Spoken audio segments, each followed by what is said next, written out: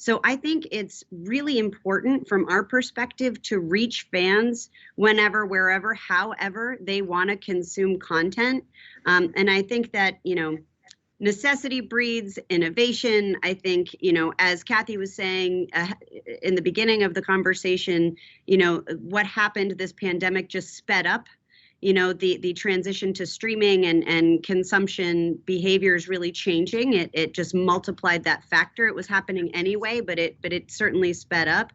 And it encouraged us and showed us the necessity really to continue reaching our fans on all of those platforms, because that's where they are. Sports is big business. Big business is about relationships, and relationships are about building these technology partnerships, especially around real-time gamification and, behind the scenes content. And obviously Gary talked about, betting, and then there's polling and trivia. And, there's just so many things that change our business model, and the second screen experience too, that, and how everything you do in technology and sports is a sponsorable asset as well. And that's going to change your revenue streams. It's about being authentic and using technology to connect people in more ways than ever before. That creates additional income streams, but I'm not sure there's anything in sports that's as important as having the people who attend live, because that's what brings people of all backgrounds, of all diverse ways of life together with a common dream and a common passion and a common emotion. And that's really the businesses that we're all in.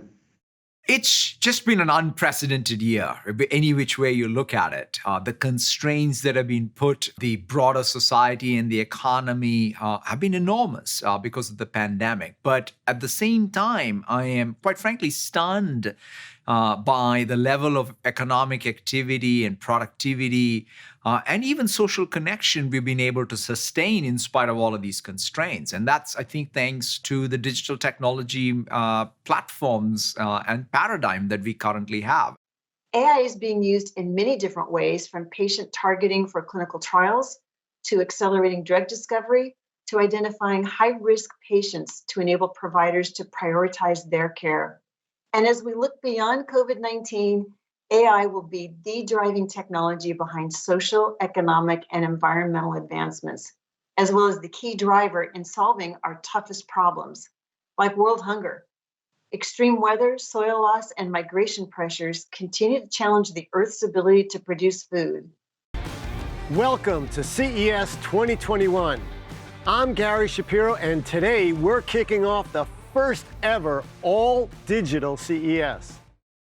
This week, you will be immersed in the technologies that will dominate the new decade and beyond. You'll see artificial intelligence, digital health, 5G connectivity, self-driving vehicles, smart cities, and that's just the start. But in this time of uncertainty, technology has been a stabilizing, unifying force, keeping us connected to our schools, our jobs, our doctors, our families, and our friends. The pandemic has sparked astounding innovation in technology. And I believe tech will help solve more fundamental human problems in the next 2 decades than we have in the last 2 centuries. Innovation has no boundaries. It's bigger than one country or one political party, and it has the potential to lift everyone up. And that's why, to me, CES is such a special event. For 1 week each year, CES brings together the entire global innovation ecosystem to connect, do business, and shine a bright light on the benefits of consumer technology. Tech is our tool. Let's get safer, smarter, healthier, and happier. We can be more resilient, more compassionate, and more empowered. And now we must act, innovate, and unite. Technology enables this transformation. One of the biggest lessons we've learned during this global pandemic is that we are changing the way we think about transportation and how we'll move around our communities in the future. GM, a Fortune 500 global company, is investing heavily in electric and self-driving vehicles. It's spending $27 billion through 2025 to develop EVs and AVs, including some that you'll see here at CES. At General Motors, our vision for the future is a world with 0 crashes, 0 emissions, and 0 congestion. The key to unlock that vision is electrification. The electrification of global transportation can help reduce emissions, empower the advanced systems and connectivity between vehicles and transportation infrastructure to help reduce congestion and crashes. I hope that what we've shared with you today gives you the same confidence and excitement about our future of electric and autonomous vehicles that we all share at General Motors.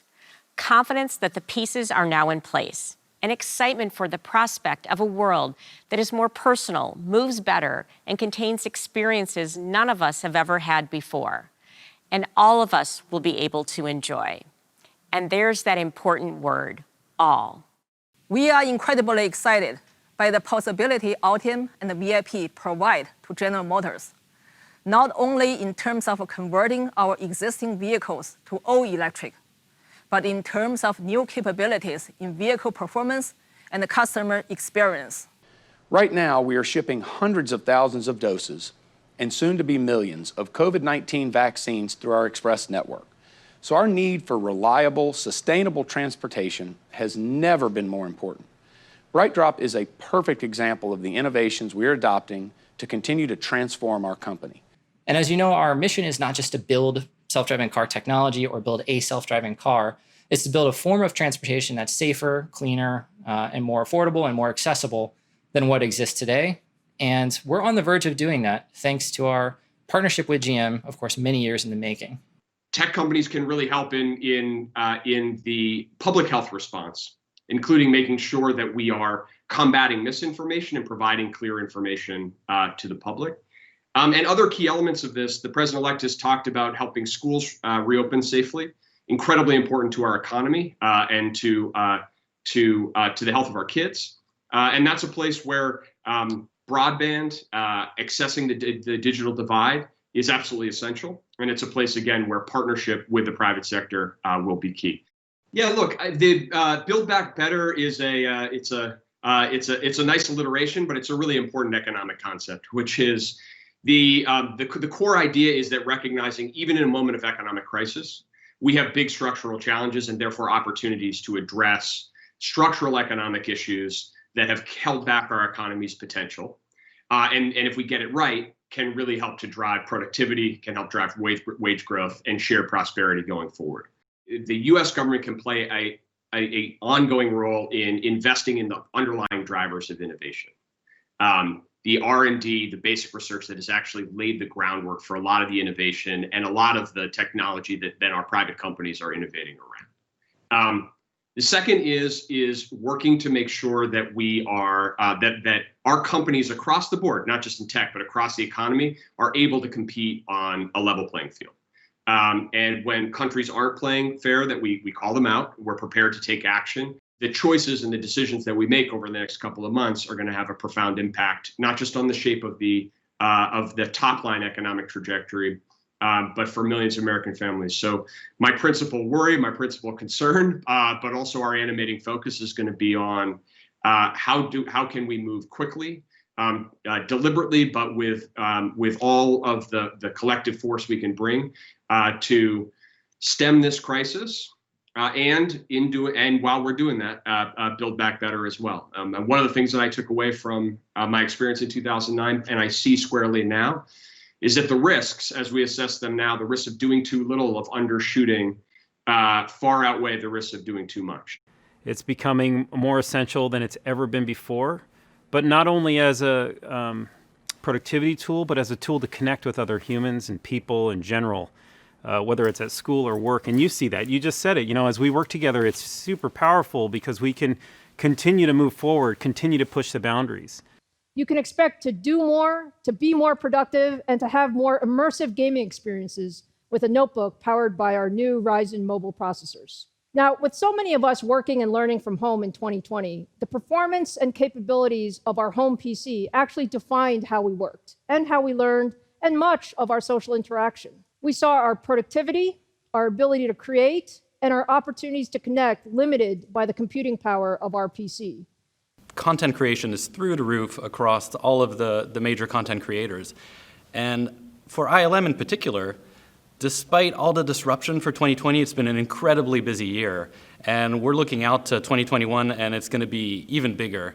While some people predicted the smartphone would replace PC and tablets before. The work and the study from home trend have proven PC to be an essential productivity tool now.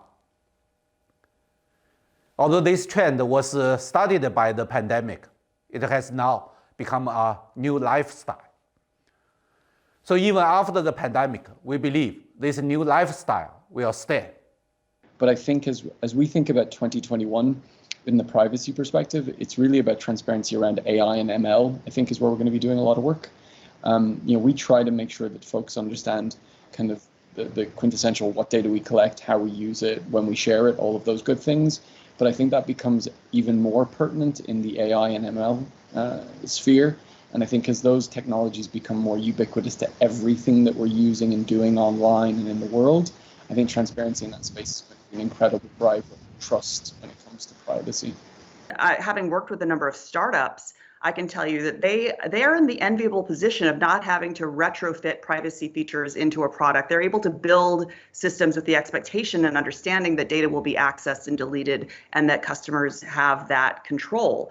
And I think that's a huge improvement across the board. We are looking at it from one, I'll give you two quick examples. One is from the side of, we stood up actually a new stop-loss insurance company this year. And the goal of that is to actually take the data from claims data and other information that we have and really predict who's at greatest risk for conditions that might make them sick or might land them in the hospital, for example, and then to intervene early so that doesn't happen. So that's a huge use of data and application of predictive analytics and AI, all the way to our Project Baseline, which is a research project collecting information, collecting measurements, self-reported data from individuals all over the country so that they can participate in clinical trials. And we can actually accelerate science and discovery and hopefully treatments and prevention strategies for other future pandemics, accelerate discovery for better health in the future. So from one end of the spectrum to the from research all the way to insurance, I think there are enormous opportunities for data to help advance health.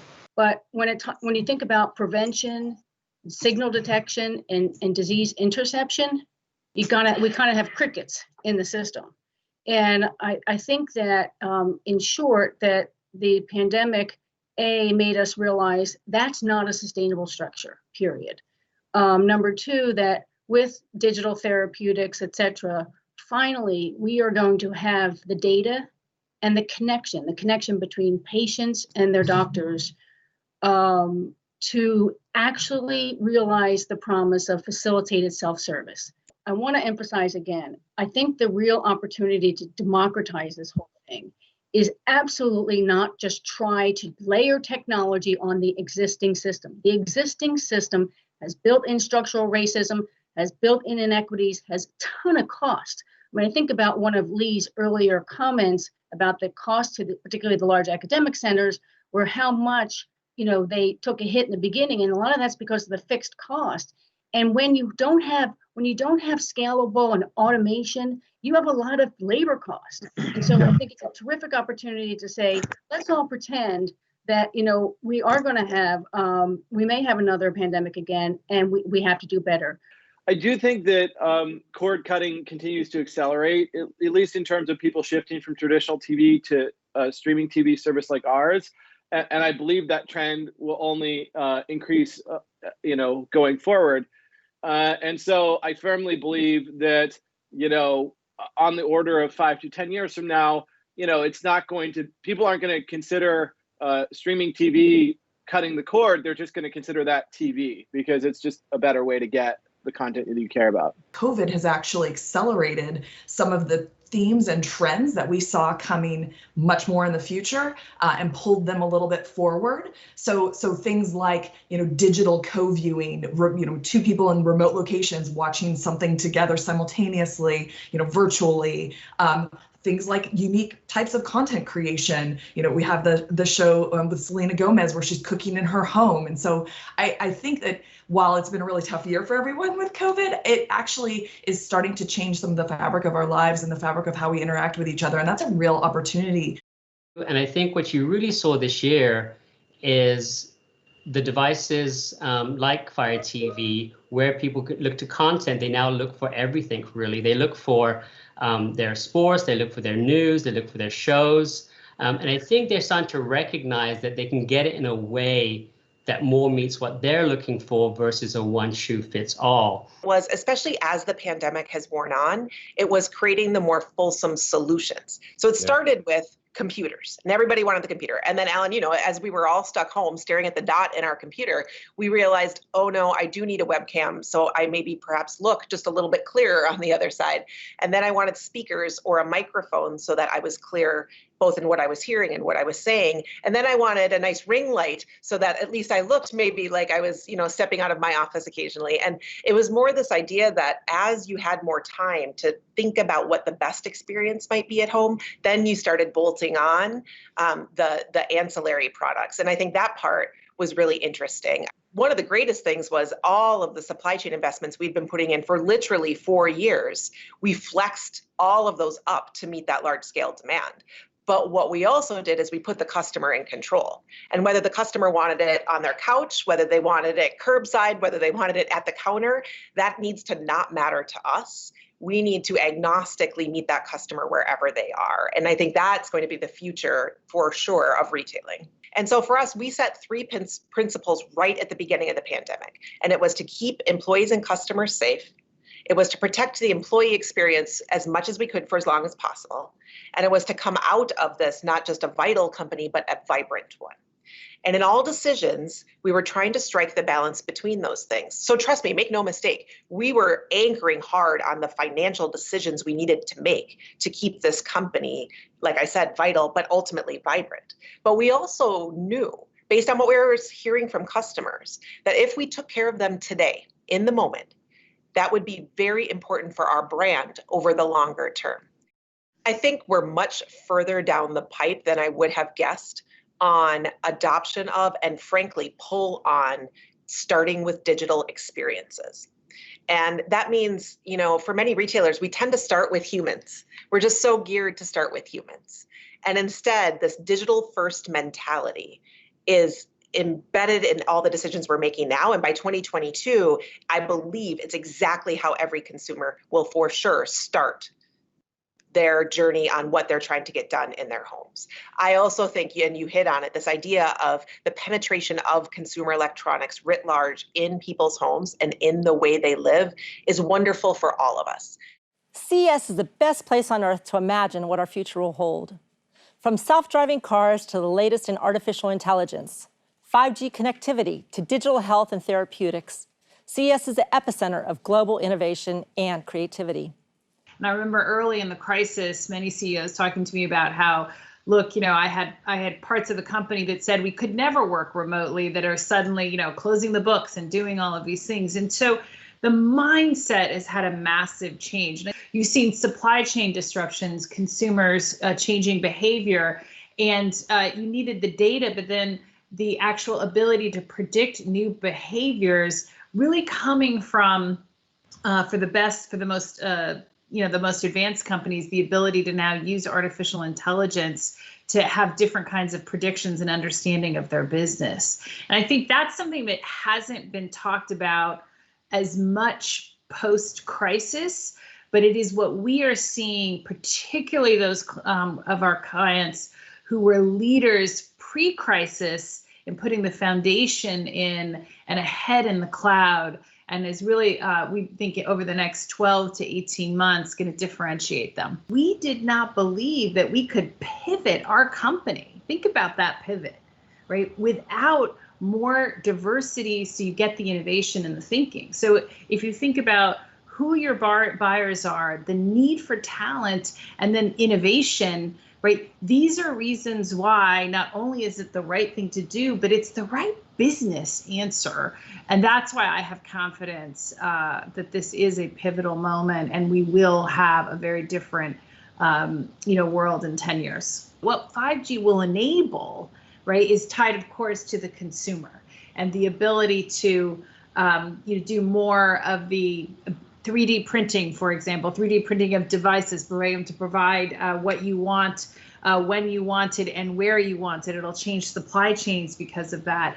The ability to move at much greater speed, it will really transform business. Our prediction is that about 2/3 of that trend towards e-commerce is going to stick, and it's going to stick wherever it's a better solution than what was out there in terms of physical experience before. If you want to go to a shop and you get great advice from the guy that you know in your local town, fantastic, that is a better experience. But repeatable purchases where you don't really have any advantage by being in a shop, why wouldn't you do what you just started to learn throughout the crisis? So about 2/3 will retain, that's our view.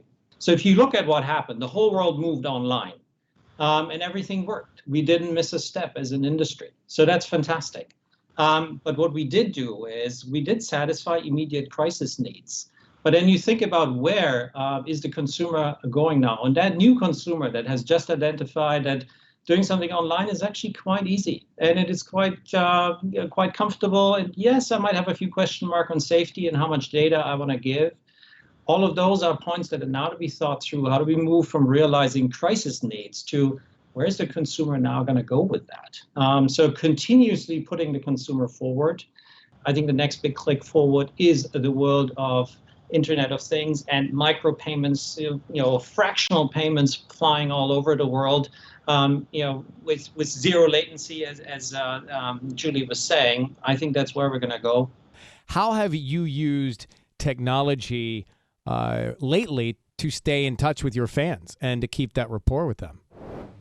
I've done lots of stuff like going online and doing like Instagram lives and talking directly to people, and that sometimes can be quite daunting because first of all, when you're talking directly to a screen and there's no one really responding and you're just all on your own, kind of just talking and trying to figure out how to explain things. I did feel like that really brought me closer to my listeners. I had the opportunity to sit down and talk about every single song on the record and why I wrote it and what that meant to me and where that came from and where the inspiration came from. And I don't get to do that very often. And so for that, I was really grateful. And that was something that I think was quite important, especially early on.